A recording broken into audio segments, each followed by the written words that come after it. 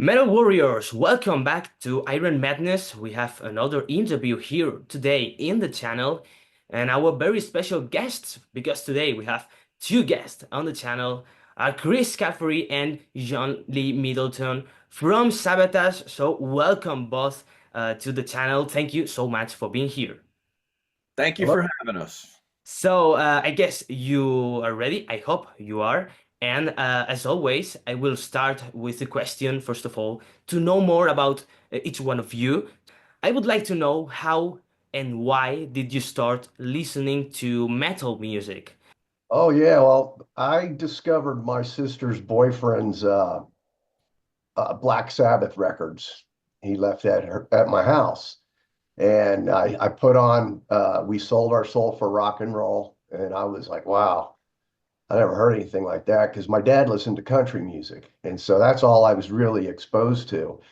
And then I put on Masters of Reality, and I was like, wow, what is that? And then that was it for me. And I had a big back in the 70s, Americans had these huge, massive console stereos that were as big as a table, and that was in my bedroom. And so I basically started listening and took a chalkboard eraser and would slow the record down, and then I took my bass and would figure out how to play along to the songs.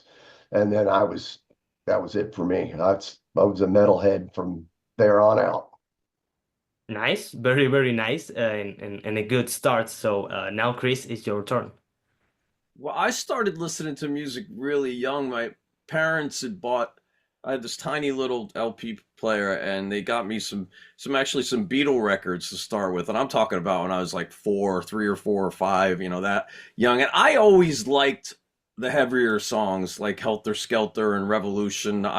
There was just something about that I liked. I mean, you weren't old enough to drive and get in a record store, and there was no MTV, so you just knew what you knew from what you had had. And my neighbors had bought me Wings Over America for Christmas, the triple live Paul McCartney and Wings record, and that to me had so much heavy stuff on it, Live and Let Die and Rock Show. And I just looked at that cover, and then I started doing lawns and working for any of my neighbors to do whatever I could.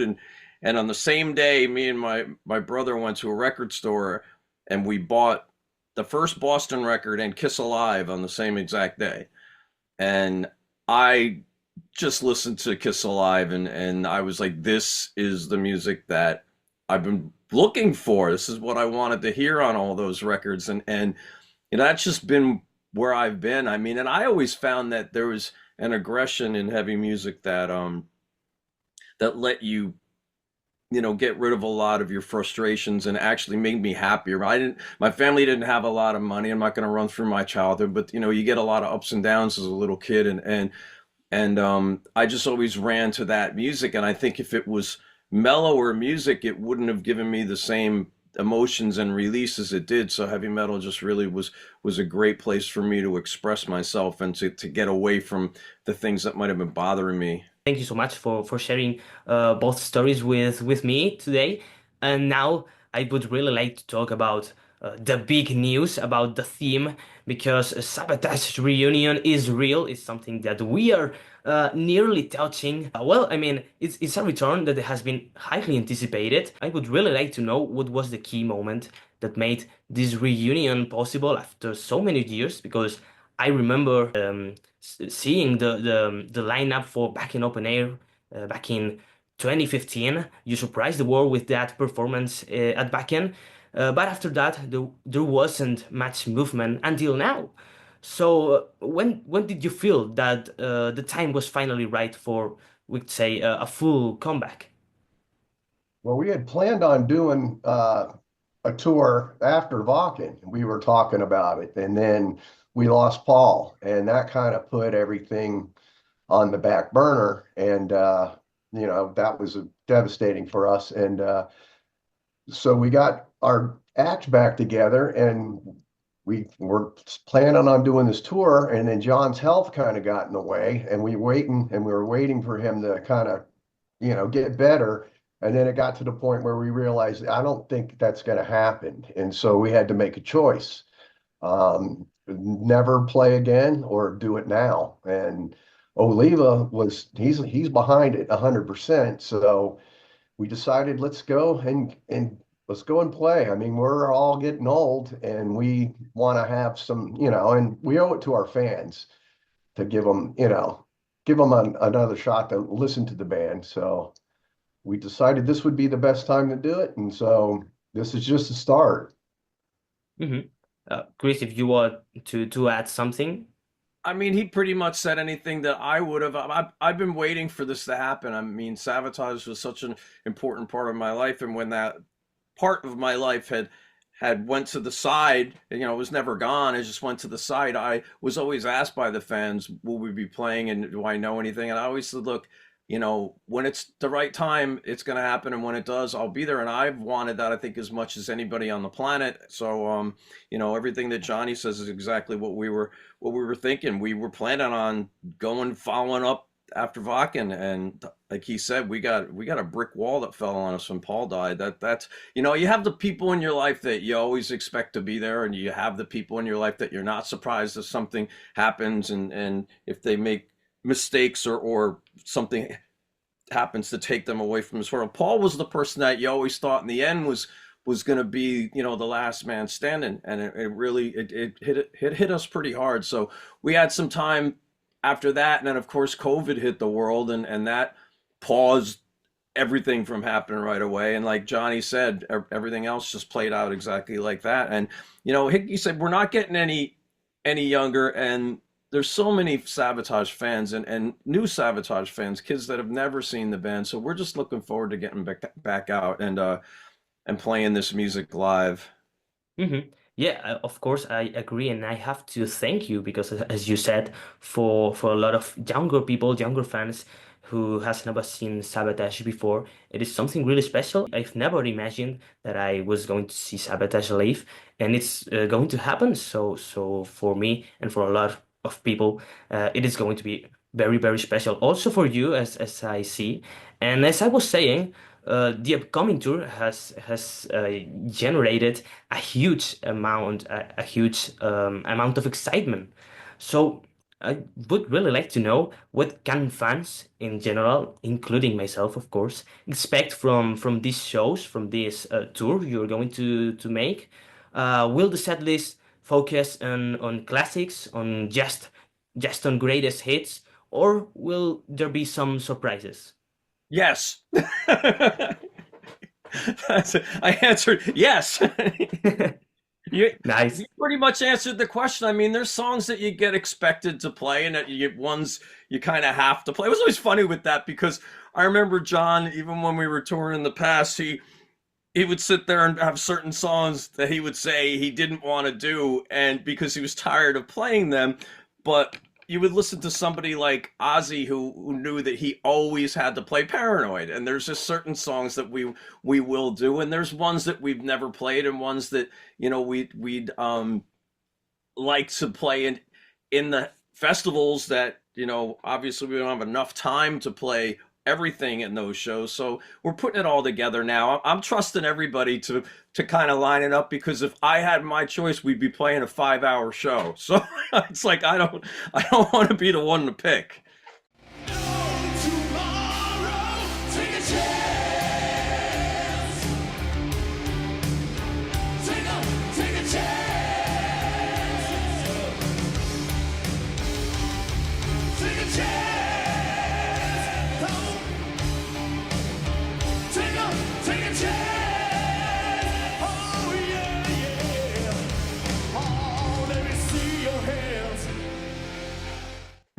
Yeah, Of course. we have about 40 songs that we have on a learn list.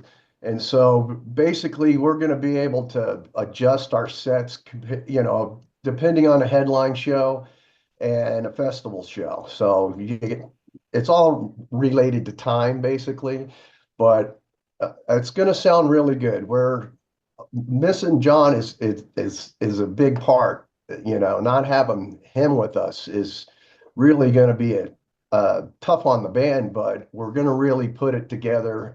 We got some really, the production's going to be pretty slick with our shows, and we got some guys that it's going to be, we're going to put on a really good show. Our own headline shows are going to be, therefore everything's in our control. The amount of time we play and the production and everything like that. So it's good. We can't wait. I mean, we're really chomping at the bit.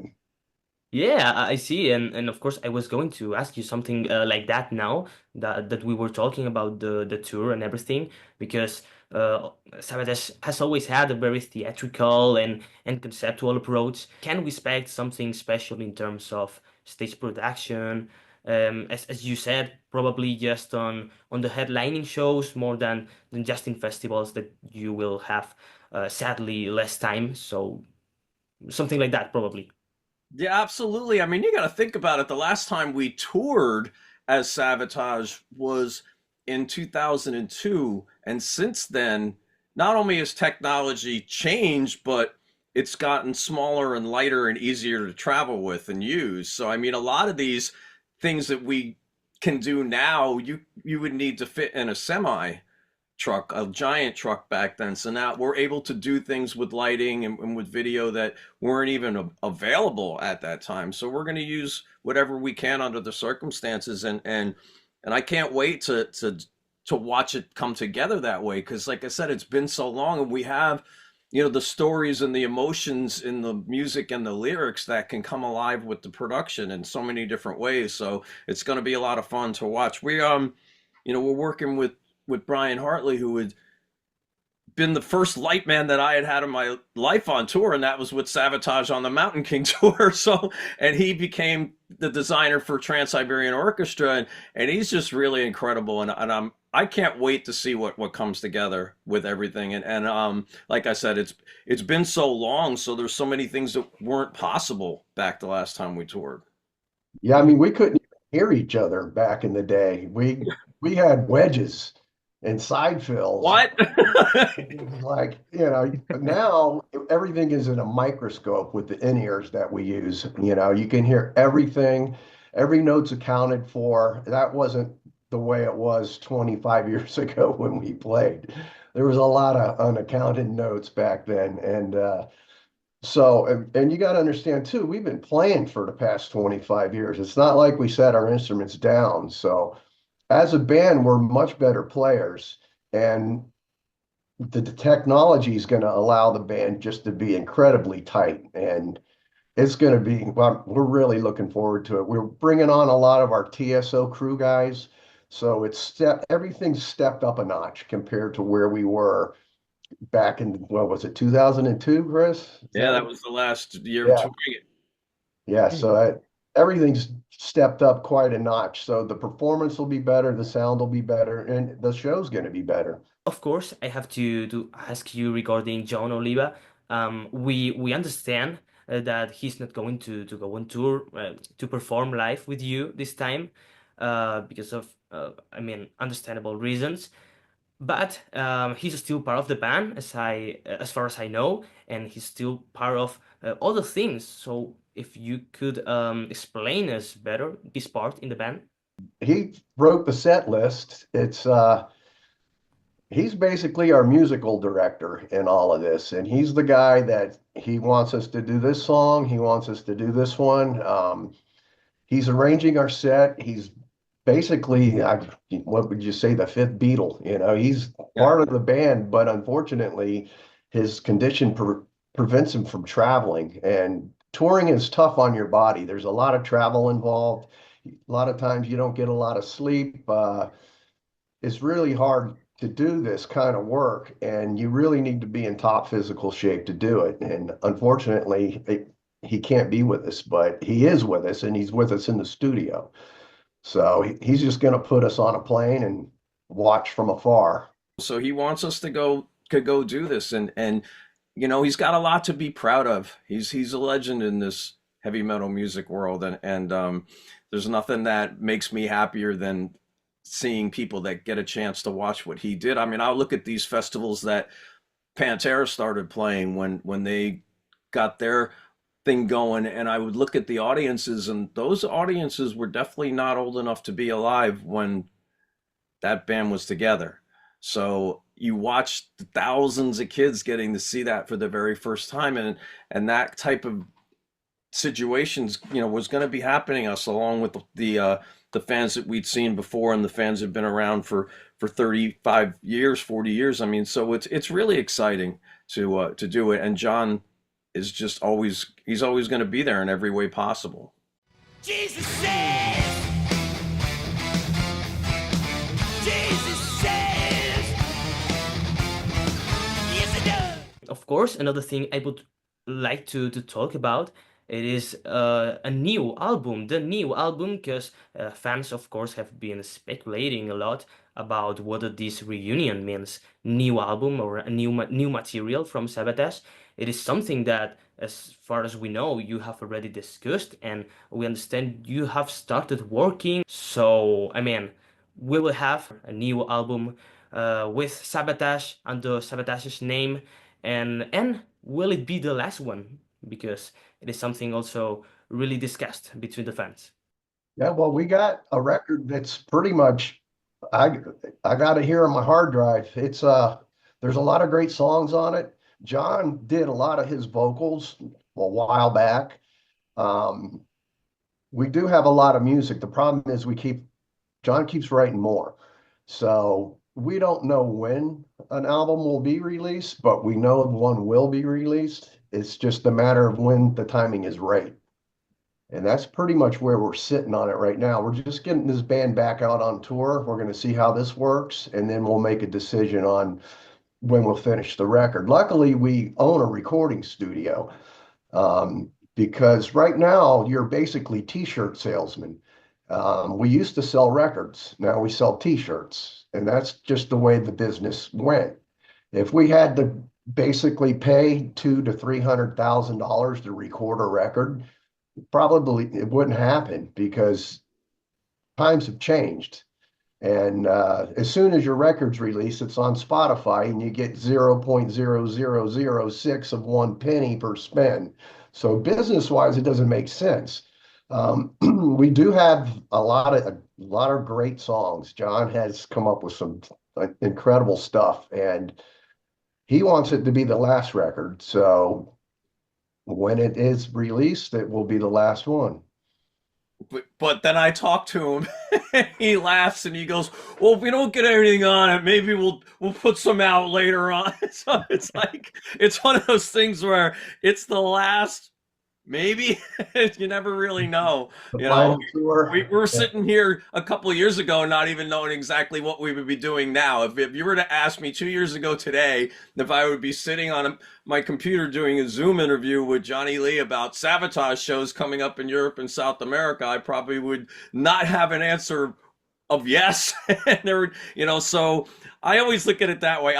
I know that the music is there, and I just think that the only thing that may change from what's going on right now is the title. It might not wind up Curtain Call if we have so much recorded that it's like it needs to be more one release. It might be like Curtain Call A, It's, A double record, yeah.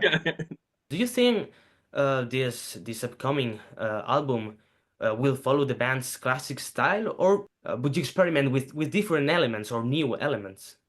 Yes. It's the classic Savatage stuff. Classic Sava sound. And John wrote some really good stuff for Zach, and the stuff John has for himself is real strong. So it's not like we don't have material, and it's just a matter of when we're going to put it out.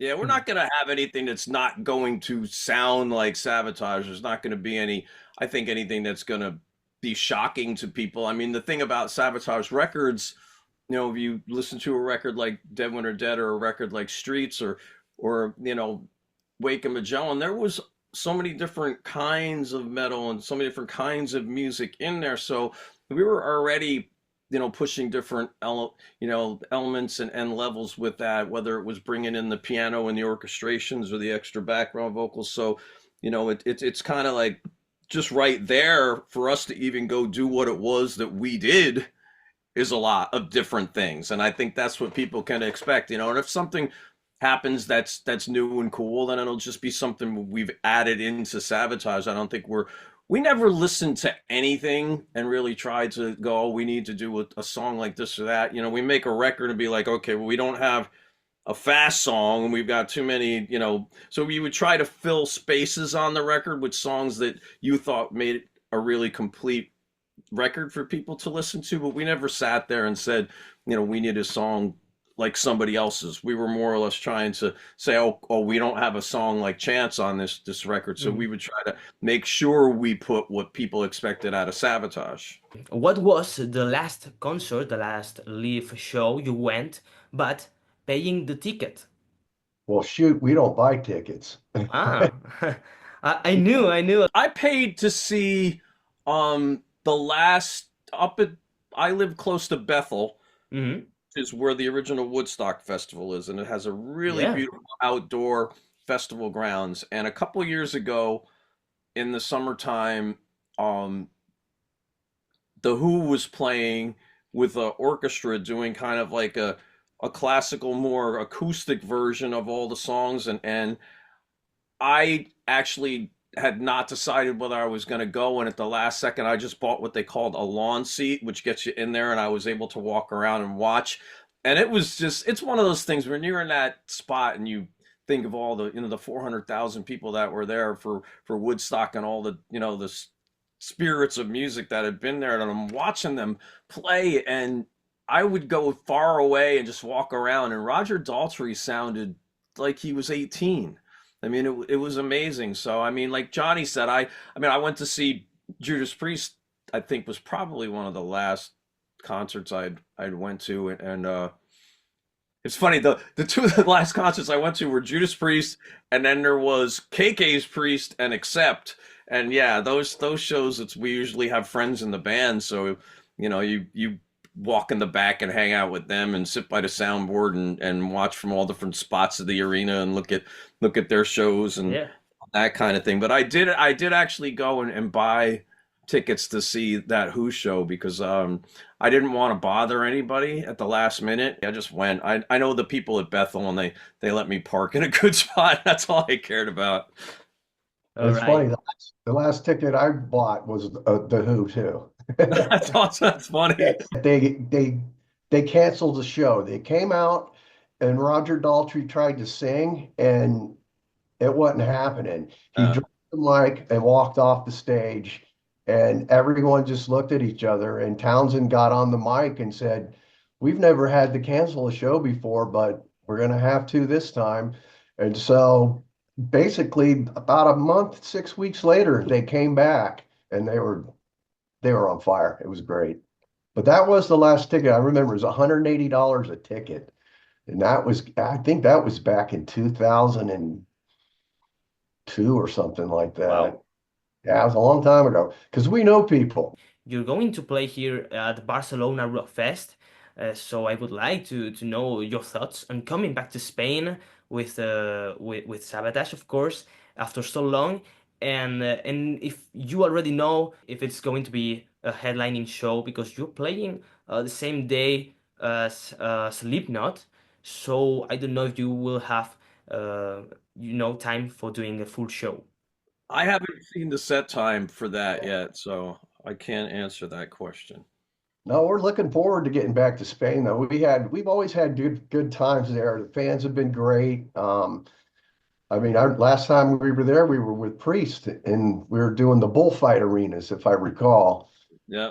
And Last time we were in Barcelona, we played in an arena there with Priest. Yeah, I just remember when we did the festivals there, we headlined one, and our show started at like 2 a.m. It's like Wow. you had late shows. I did a show with my solo thing, and actually Steve Wackles played drums with me at this, and it was Lorca Rock. I don't know if you've been, Ah, yeah, and I played that, and Whitesnake was there, and Twisted Sister, and I've played about 8 or 9 o'clock at night, and those bands were still going on till 4 in the morning. You know, I left there to go back to my hotel, and there was still another band that had to play, and the headliners went on very late. And I know you guys definitely you don't go to sleep early. So Well, I don't know. I think I wasn't even born, or I was very little, but I know which festival are you talking about. That was very usual back in the day in Spain. Now we finish, we close the festivals oh up really? there It's changed now. earlier. Yeah, Yeah, okay. yeah. Now we the metalheads are older and we finish earlier because they have to go to sleep. But Ah, okay. All right. Yeah, no, I remember me and Johnny, you'd turn around, it'd be 11 o'clock at night and you've been up all day sitting in the sun. You're like, well, I'm going to take a nap. You know, we would go to sleep and get up and be ready to play. And when we headlined the one festival there, we started the show and then it was either the lights or the sound that stopped working when we started.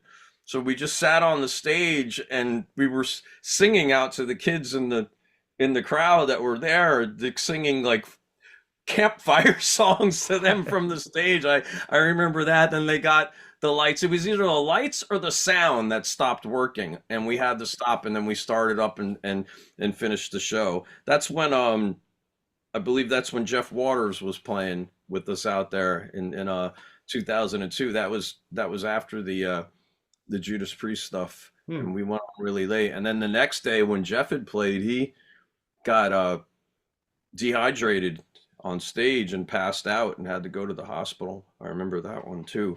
Oh, well, I hope it does not happen this time in Barcelona Rock Fest. Everything will go fine.